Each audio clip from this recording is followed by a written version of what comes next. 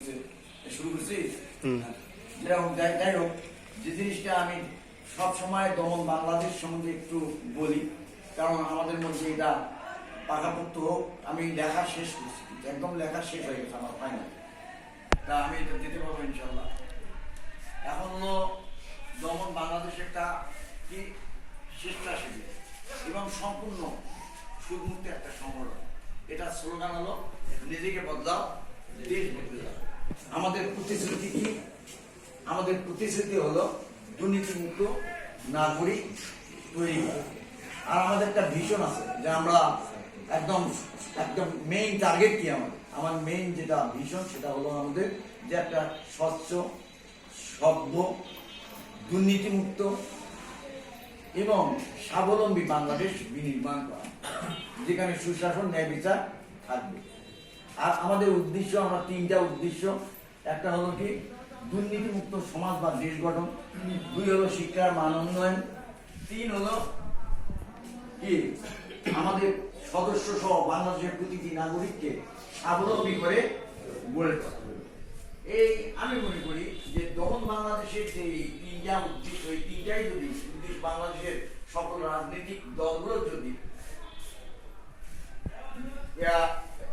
এটাই যদি স্টেয়ার হয়, এইটাই যদি তাদের মানে মূল টার্গেট হয় যে বাংলাদেশকে আমরা একটা দুর্নীতিমুক্ত দেশে পরিণত করব, তারপর শিক্ষার মান উন্নয়ন করবো এবং সবাইকে স্বাবলম্বী করবো, এটাই যদি তাদের এজেন্ডা হয়, তাহলেই আমার মনে হয় যথেষ্ট বাংলাদেশকে একটা সভ্য, সুন্দর, স্বচ্ছ দেশে পরিণত করা।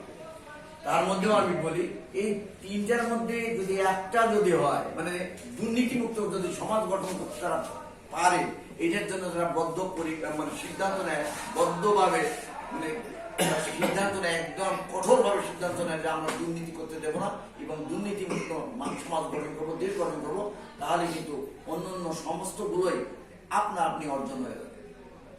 তো এটাই হলো যে আমাদের কথা, সেজন্যই আমরা এর জন্য কিন্তু ওই একজন ব্যক্তি বা দুইজন ব্যক্তি বা একটা মন্ত্রী পরিষদ বা আরো কিছু এমপি এরা মিলেই যদি চেষ্টা করে, তাও কিন্তু পারবে না। আমাদের জনগণকে নিজে, আমি যেগুলো যে দমন বাংলাদেশের যেটা স্লোগান, এইটাই যদি অ্যাপ্লাই করতে হবে, নিজেকে বদলাতে হবে, তাহলে দেশ বদলে যাবে। এটাই হলো আমাদের মূল কথা। তো আমরা সর্বদাই বলি যে যেমন বাংলাদেশের সদস্য আমাদের সবাই কিন্তু ওই একটার উপর ভিত্তি করেই কাজ করতে হবে যে নিজেকে বদলাও, দেশ বদলে যাবে। আর একটা কি, আমাদের অবৈধ ইনকাম থেকে আমাদের বের হয়ে আসতে হবে।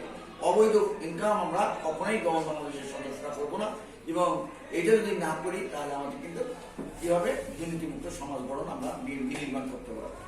এখন হলো